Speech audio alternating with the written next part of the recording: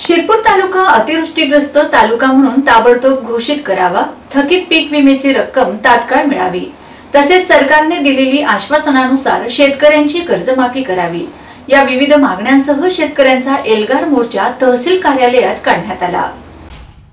27 तारखेला सकाळी शहरातील करवण नाका येथून शेतकऱ्यांचा एल्गार मोर्चा तहसील कार्यालयापर्यंत काढण्यात आला।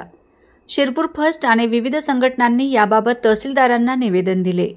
शिरपूर तालुका तात्काळ अतिवृष्टीग्रस्त तालुक्यात समाविष्ट करावे, शेतकऱ्यांना थकीत पीक विम्याची रक्कम तात्काळ वितरित करावी, राज्य सरकारने कर्जमाफीच्या आश्वासनांची त्वरित अंमलबजावणी व्हावी, अतिवृष्टीमुळे बाधित शेतकऱ्यांना आर्थिक मदत व नुकसान भरपाई द्यावी, तसेच दिवाळीच्या अगोदर तालुक्यातील 2 शेतकऱ्यांनी आत्महत्या केल्याने त्यांच्या कुटुंबियांना मदत करावी, अशी मागणी केली आहे।